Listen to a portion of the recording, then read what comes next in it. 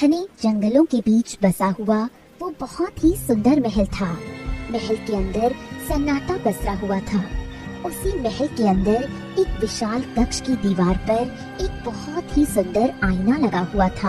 अगले ही पल आईने से रंग बिरंगी किरणें चमकने लगी और उसी आईने के अंदर से एक बहुत ही सुंदर चंद्रलेखा नाम की राजकुमारी निकलकर बाहर आ गई और आईने में अपना ही अक्स देखते हुए बोली, मैं तुम्हारा ही इंतजार कर रही हूँ। आज नहीं तो कल तुम जरूर आओगी और उस समय मैं दिन में भी निकल पाऊंगी और जिस दिन मैं सूरज की रोशनी में चल फिर सकूंगी उस दिन ये दुनिया मेरी मुट्ठी में होगी। तुम्हें मेरे पास आना ही होगा, जैसा कि मैंने वचन दिया था कि चंद्रलेखा तुम्हारा सदियों तक इंतजार करेगी। उसी समय राजकुमारी चंद्रलेखा के कानों में घोड़ों के हिनहिनाने की आवाज पड़ी। वो तेज कदमों से महल की खिड़की के पास जाकर खड़ी हो गई। आकाश में काले बादल छाए हुए थे, तेज बिजली कड़क रही थी और दूर मूसलाधार वर्षा हो रही थी। तभी उसकी नजर जंगल में खड़ी एक बग्घी पर पड़ी। आज तो शिकार खुद चलकर यहाँ पर आ गया। उधर दूसरी ओर जंगल की झाड़ियों के बीच एक गड्ढे में एक बग्घी फंसी हुई थी। बग्घी में धनराज नाम का एक व्यापारी अपनी पत्नी लाजवंती के साथ बैठा हुआ था।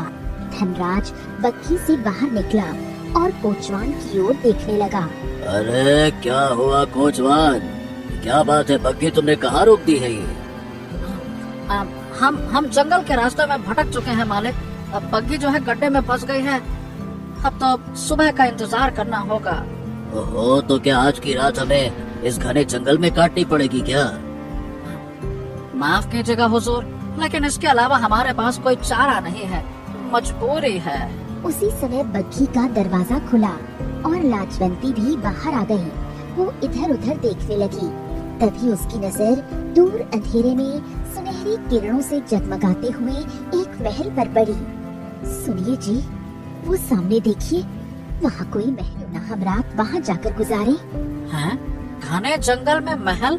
यह कैसे हो सकता है? अब देखिए मालकिन, मुझे लगता है कि हमें वहाँ नहीं जाना चाहिए। बकवास मत करो, तुम्हारे पास इसके अलावा और कोई उपाय है? मुझे तो बहुत तेज भूख लगी है। धनराज गहरी सोच में डूब गया। देखो लाजवंती, कुछ भी हो कोचवान सही कह रहा है। घना जंगल है, पता नहीं वहाँ क्या हो। मुझे भी लगता है कि हमें वहाँ नहीं जाना चाहिए। आप समझ नहीं रहे, ये जंगल की मूसलाधार वर्षा है, कब तक होती रहेगी पता नहीं।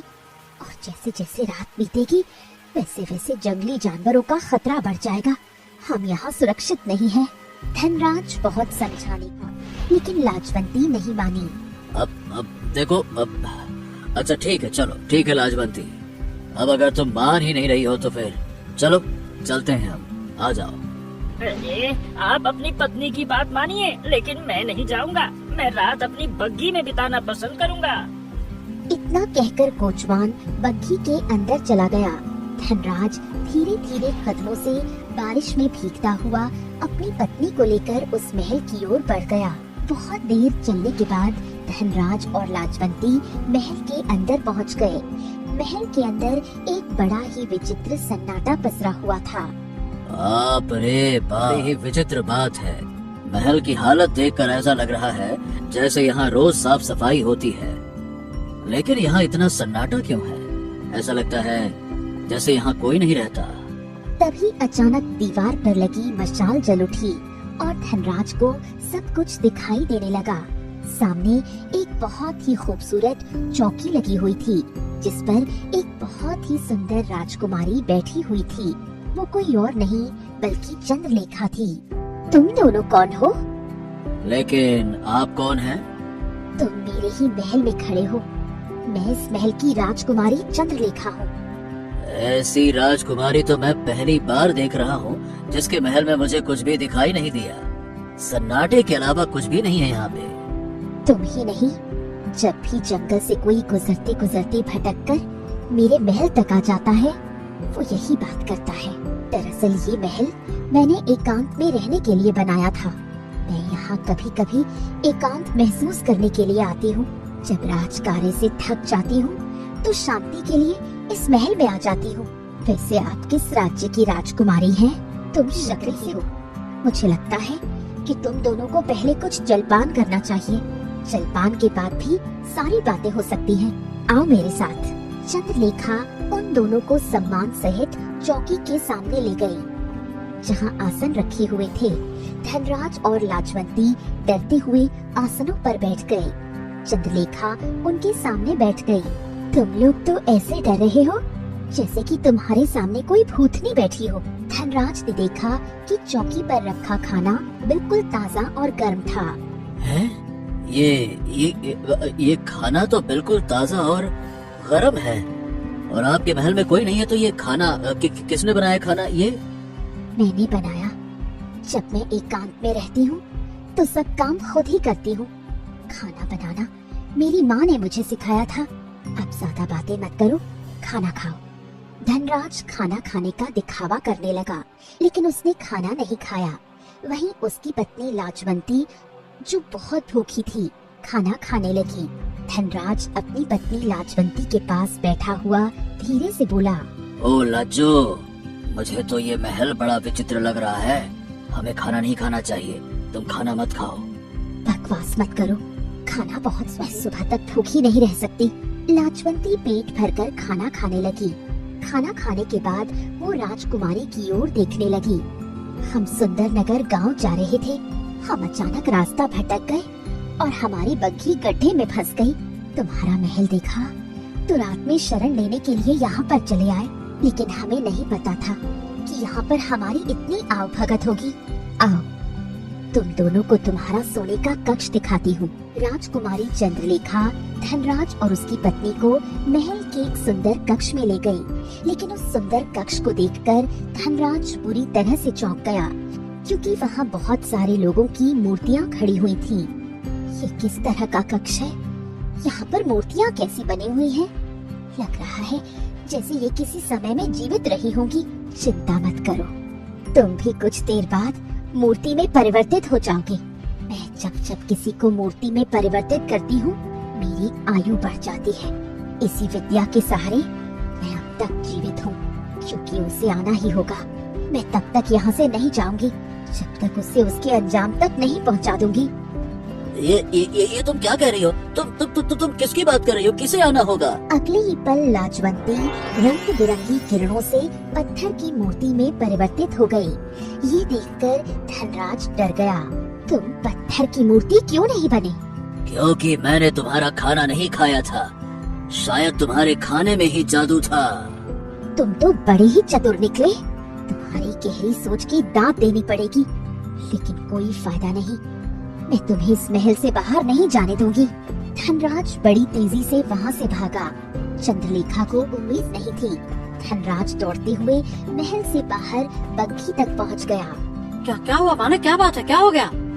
अरे जल्दी से अपनी जान बचाकर भागो। अंदर कोई जादूगरनी है जिसने मेरी पत्नी को पत्थर का बना दिया। जल्दी चलो, जल्दी। कोचवान भी धनराज की साक्षा की ओर दौड़ने लगा। कुछ देर बाद अचानक वो दोनों किसी से टकरा गए और गिरकर बेहोश हो गए। चंद्रलेखा दौड़ती हुई उन दोनों के नजदीक आने ही वाली थी कि तभी सूरज की पहली किरण निकल आई। उसने सूरज की किरणों को देखा और दौड़ती हुई अपने महल के अंदर चली गई। वो दौड़ती हुई आईने के सामने जाकर खड़ी हो गई। तुम्हें आना ही होगा। जिस दिन तुम आओगी उस दिन मैं इस आईने से आजाद हो जाऊंगी और फिर मैं सूरज की रोशनी में भी बाहर निकल सकूंगी। अगले ही पल वो रंग बिरंगी किरणों के साथ आईने में समा गई। सुंदरपुर गांव के पास एक सुंदर जंगल के तालाब के किनारे पूजा नाम की एक सुंदर लड़की बैठी हुई किसी का इंतजार कर रही थी। कुछ देर बाद एक सुंदर युवक वहां पर आ गया। मुझे तुम्हारा इंतजार करते हुए कितनी देर हो गई अर्जुन? तुम अब आ रहे हो? तुमने बुलाया और हम भागे चले आए मेरी पूजा। अरे बाबा, तुम तो जानती हो ना कि मेरे पिताजी गांव के जमींदार हैं। उनके सारे खेतों की देखरेख मुझे ही तो करनी पड़ती है। क्या है कि कुछ दिनों से जिम्मेदारी उन्होंने मुझ पर ही सौंप रखी है, तो क्या करूं? ये सुनकर पूजा ने मुंह दूसरी ओर फेर लिया। पिताजी की दी हुई जिम्मेदारी तो याद है, लेकिन मैं याद नहीं। पूजा जी की पूजा करूं मैं, मान जाओ पूजा जी। अरे नाराजगी छोड़ो। देखो तुम अच्छी तरह से जानती हो कि मैं तुम्हें ज्यादा समय तक नाराज नहीं देख सकता। मान जाओ। आए है और कितनी करूं पूजा, मानो ना मानो। ये सुनकर पूजा मुस्कुराने लगी। कुछ देर बाद वो अचानक गंभीर हो गई। मैंने यहाँ पर तुम्हें एक बहुत ही महत्वपूर्ण बात करने के लिए बुलाया है। अच्छा ठीक है, अब बताओ।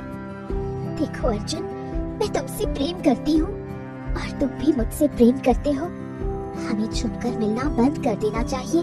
आखिर तुम अपने पिता से शादी की बात कब करोगे? ये सुनकर अर्जुन गहरी सोच में डूब गया। ये बात तो तुम सही कह रही हो। ठीक है, मैं आज ही अपने पिताजी से हमारे और तुम्हारे बारे में बात करूंगा। ठीक है। पूजा मुस्कुराने लगी, लेकिन कुछ देर बाद फिर गंभीर हो गई। लेकिन मुझे डर भी लग रहा है। डर? किस बात का डर? तुम्हारे पिता पता नहीं इस रिश्ते के लिए मानेंगे या नहीं मानेंगे, क्योंकि तुम्हारे पिता गांव के जमींदार हैं। पूजा, लेकिन तुम्हारे पिता कोई गरीब थोड़ी ना है। ये सच है कि उनके पास जमींदारी नहीं है, लेकिन उनके पास मेरे पिताजी से ज्यादा जमीन है और मेरे पिता के पास तुम्हारे पिता से ज्यादा धन है। तो तुम एक धनवान पिता की पुत्री हो। बस ये फालतू की बातें मत सोचा करो। हाँ। ये सुनकर पूजा मुस्कुराने लगी। कुछ देर बाद अर्जुन और पूजा बातें करते रहे और फिर अर्जुन वहाँ से चला गया। अर्जुन हवेली में पहुँच